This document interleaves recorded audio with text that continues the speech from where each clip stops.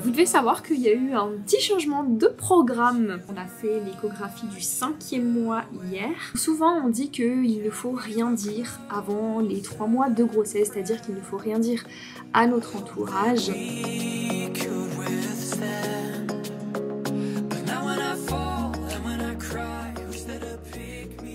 J'ai un aveu à vous faire dans cette vidéo, mais avant toute chose, j'aimerais vous donner plein d'astuces que j'ai développées depuis mes débuts et qui m'ont permis de développer mes fessiers sans avoir besoin de mettre des charges colossales sur mes exercices.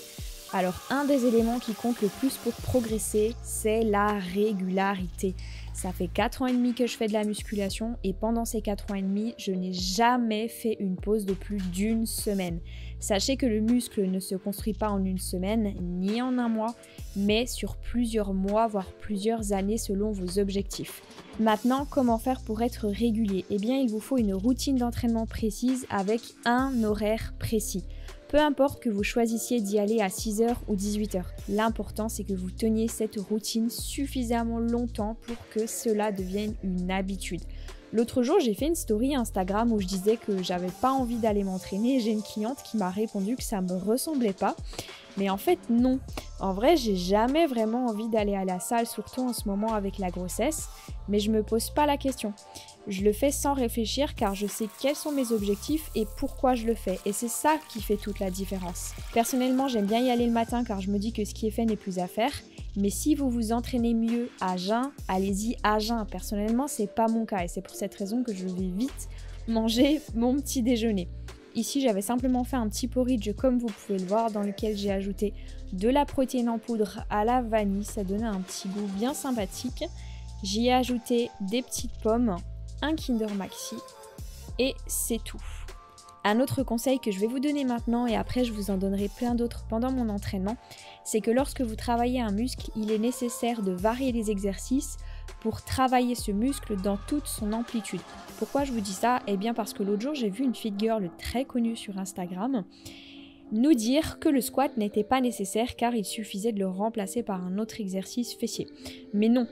Certains exercices sont à forte tension d'étirement et d'autres à forte tension de contraction. Donc évitez de choisir vos exercices au hasard si vous voulez optimiser votre progression. J'avais créé il y a quelques temps une petite liste d'exercices à télécharger gratuitement que vous trouverez dans la description si jamais ça vous intéresse. Alors ça dépend des femmes, mais moi le fait d'être enceinte ne m'empêche absolument pas de m'entraîner. Alors certes, je vais pas vous mentir, j'ai perdu un petit peu de muscle depuis le début de ma grossesse. Et d'ailleurs, quand je regarde les vidéos d'avant, je me dis que j'avais un physique pas trop mal. Et en fait, ça faisait tellement des années que j'étais comme ça que je m'en rendais plus compte. Parfois, je me trouvais trop musclée, parfois pas assez. Et en fait, j'étais jamais contente. Et généralement, ce n'est que lorsque l'on perd quelque chose qu'on se rend compte de sa vraie valeur. Alors le corps que j'avais avant, je vais pas vous mentir, il me manque beaucoup. Et du coup en ce moment je regarde pas mal de vidéos de femmes qui ont un joli corps car ça me motive beaucoup. Et je pense vraiment qu'il est important que vous vous abonniez à des gens qui vous inspirent, des gens que vous admirez, des gens à qui vous voudriez ressembler, que ce soit physiquement ou mentalement, parce que c'est ça qui vous fera avancer et qui vous fera devenir la personne que vous voulez être. Alors attention, il ne s'agit pas de vouloir être identique à cette personne, mais simplement de vous en inspirer.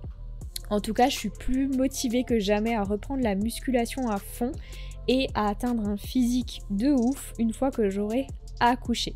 Alors en attendant, j'essaie de faire du mieux que je peux pour conserver ma masse musculaire en m'entraînant très dur, sans jamais mettre en danger bébé, je vous rassure. Et par quoi commence un bon entraînement de musculation? Eh bien par un petit échauffement cardiovasculaire. Alors je sais, l'échauffement c'est chiant, mais c'est ce qui vous permettra d'être plus performant. Je vous rassure, 5-10 minutes suffisent. En plus, vous pouvez faire n'importe quelle machine du moment que votre intensité est modérée. Alors en ce qui me concerne, j'ai un bon kilomètre de marche pour venir jusqu'à la salle, donc c'est parfait comme échauffement cardio. Et je ne sais pas si vous savez quelle est l'importance de l'échauffement articulaire, mais c'est d'avoir une meilleure amplitude sur les exercices et d'éviter les blessures. et je vous assure qu'un bon échauffement fera toute la différence dans votre entraînement. Alors en ce moment, j'aime bien commencer par du squat. Je dis en ce moment parce que c'est vrai que ces derniers temps, j'ai tendance à changer régulièrement d'exercice d'une séance à l'autre. Mais sachez que si vous voulez optimiser votre progression, il est très important que vous fassiez les mêmes exercices chaque semaine parce que c'est comme ça que vous pourrez augmenter vos charges et donc vous muscler davantage. Alors comme vous le voyez, j'ai énormément baissé mes charges. Plus les mois passent, plus je perds de la force et du muscle, même si je donne mon maximum pour que ce soit pas le cas encore une fois. Mais je préfère largement accepter de baisser mes charges, mettre mon ego de côté pour garder un beau mouvement, plutôt que de mettre trop lourd et d'avoir potentiellement un mouvement moins efficace. Cela dit, sachez juste que les dernières études ont démontré que le squat complet n'est pas plus efficace que le squat partiel lorsque la charge est adaptée à l'amplitude. Parce que forcément, plus on descend, plus c'est difficile. Par contre, le squat partiel, donc avec une petite amplitude, est moins intéressant que le squat complet et que le squat classique du coup. Dans un second temps, je passe au soulevé de terre jambes tendues. Alors lorsque vous faites cet exercice, pensez bien avoir les jambes à peine fléchies. Je vois plein de personnes qui plient beaucoup trop leurs jambes, ce qui fait que finalement c'est plus du soulevé de terre jambes tendues, mais du soulevé de terre classique. Et forcément sur du classique, on va pas cibler les mêmes muscles. Sur du jambes tendues, vous travaillerez beaucoup plus vos ischios et sur du soulevé de terre traditionnel, vous travaillerez plus vos quadriceps. Alors avant, pour mes ischios, je faisais du leg curl couché, mais avec mon gros ventre, c'est plus vraiment possible malheureusement. Par contre, je vous conseille de ne pas faire uniquement ce mouvement pour travailler l'arrière des cuisses, sinon vous risquez d'avoir un déséquilibre trop important entre vos quadriceps et vos ischio-jambiers, ce qui peut provoquer blessures et retard. En troisième exercice, je passe aux fentes marchées. Moi, j'adore cet exercice parce que j'ai un super bon ressenti de mes fessiers. Lorsque je me concentre sur le fait de faire de grands pas et de bien me pencher en avant, c'est super important. Et en plus, c'est bien moins cardio que les fentes bulgares ou que les fentes classiques. Je sais pas si vous avez remarqué, mais je mets pas énormément de poids sur mes exercices. En fait, j'ai jamais mis énormément de poids. Le plus que j'ai dû mettre au hip thrust, ça doit être 120, au squat 70, au soulevé de terre 85 et au développé couché 37,5. Mais c'est parce que je préfère privilégier toujours la qualité de mon mouvement, j'essaye toujours d'avoir le mouvement le plus parfait possible, parce que généralement, plus vous mettrez lourd sur un exercice, plus vous aurez de chances de compenser avec d'autres muscles que ceux qui sont censés travailler sur l'exercice. Par exemple, le fait de plier les jambes sur le Romanian deadlift rend l'exercice beaucoup plus facile, puisqu'en faisant ça, vous allez engager vos quadriceps et beaucoup moins vos ischios du coup. Donc avant d'augmenter la charge sur un exo, assurez-vous d'avoir un mouvement propre où vous engagerez les bons muscles. C'est ça et votre régularité qui vous fera prendre du muscle. Parce que bien entendu, il vous faudra répéter ce schéma pendant plusieurs mois pour obtenir des résultats, même si ça n'est certainement pas le seul facteur à prendre en compte. Exercice 4, du step-up et exercice 5, des fentes bulgares. Je transpire énormément pendant mon cardio, mais vous inquiétez pas, le niveau 11, ça reste un niveau qui est plutôt facile pour moi. C'est juste que depuis que je suis enceinte, j'ai super chaud. D'ailleurs, c'est bien pratique en hiver. Et je précise juste que ceci n'est pas un entraînement pour femmes enceintes. Je suis très entraînée, je m'entraîne depuis 4 ans et demi maintenant.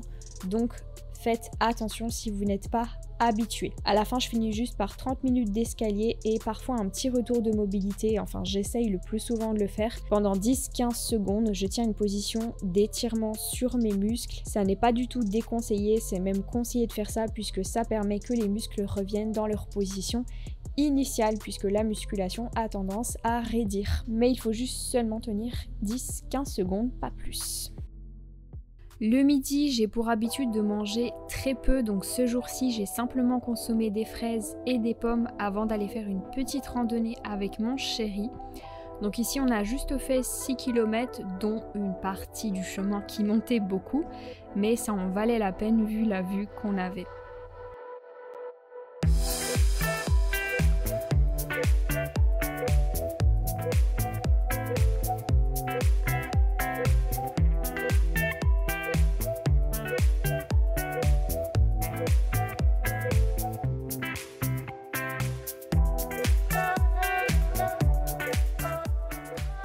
J'ai mis ma petite tenue de Noël et on est bon.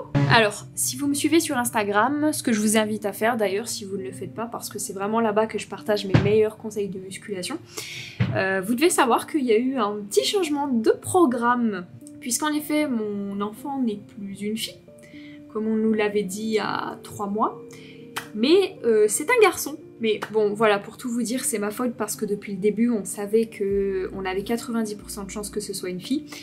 Mais moi, quand on m'a annoncé ça, à aucun moment je pensais que ça pouvait être un garçon. C'est-à-dire que je me suis mis en tête que c'était une fille à 100%. Et du coup, je me suis créé, enfin, on s'est créé avec Alexandre tout un monde autour de ça. On disait constamment elle, on parlait constamment au féminin.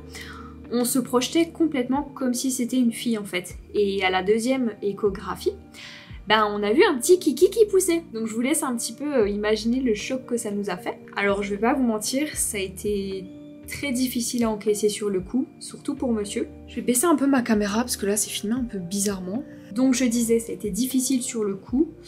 Mais maintenant, voilà, tout va bien. On est très content que ce soit un garçon. D'ailleurs, on a fait l'échographie du 5e mois hier. Et tout va très bien pour l'instant. C'est même un bébé un peu plus gros que la moyenne. Enfin, je vais vous montrer mon ventre. Voilà, le petit bidou qui se dessine. Je vous avoue que j'avais peur qu'à l'échographie du 5e mois, on me dise de nouveau que c'était une fille, mais non, c'est bon, c'est toujours un garçon. D'ailleurs, je me suis fait une petite réflexion à propos de ça dont je voulais vous parler. Donc souvent, on dit qu'il ne faut rien dire avant les 3 mois de grossesse, c'est-à-dire qu'il ne faut rien dire à notre entourage, ou alors à notre entourage très très proche. Et c'est quelque chose qui est un petit peu critiqué sur les réseaux sociaux en ce moment. Je vois beaucoup de posts de femmes qui disent qu'il ne faudrait pas hésiter à dire quand on est enceinte avant les 3 mois, sinon ça ne ferait qu'accentuer le tabou de la fausse couche, etc., etc. Et moi je voulais vous dire un petit peu ce que je pense de tout ça. Alors, je pense, en toute honnêteté, que il est très important de ne rien dire avant 3 mois. Pourquoi ?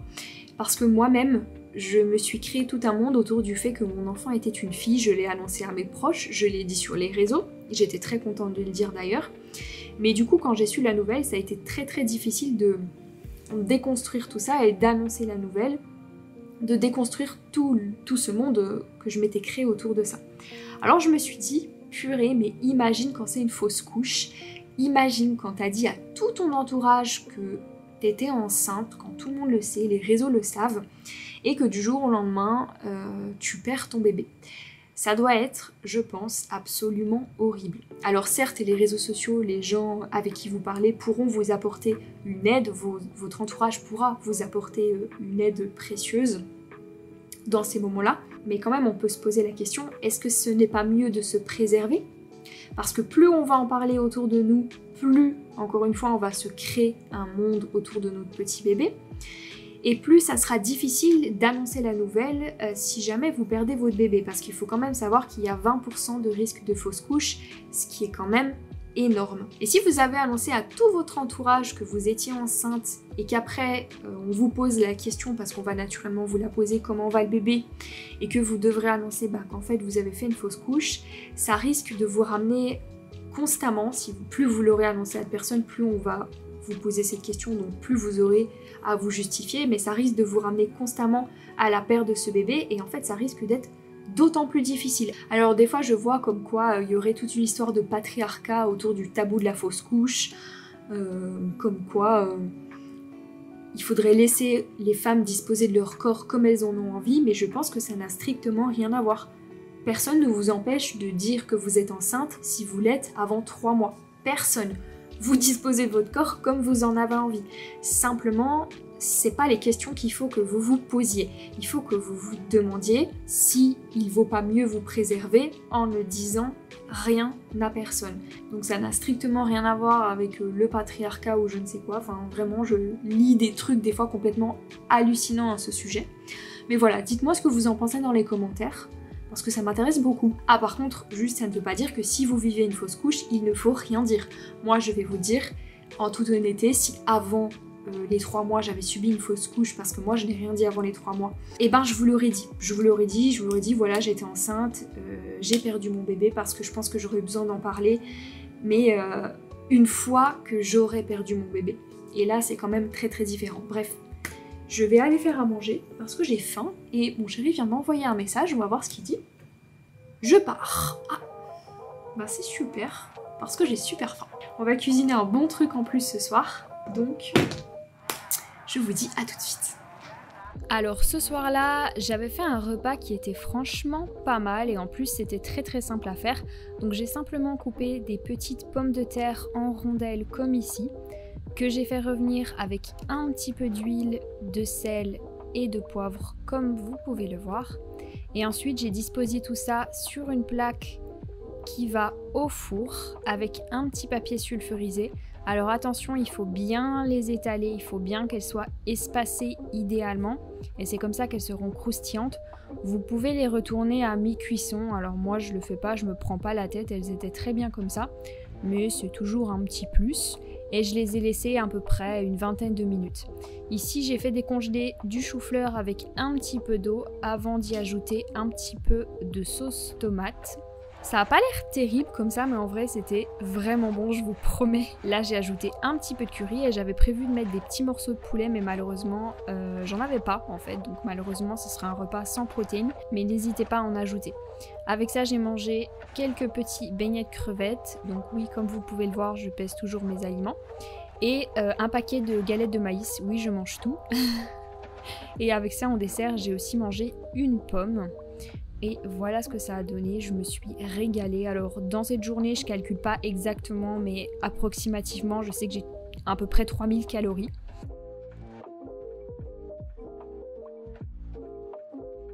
J'espère que ce vlog vous a plu et je vous dis à très vite dans le prochain. Ciao!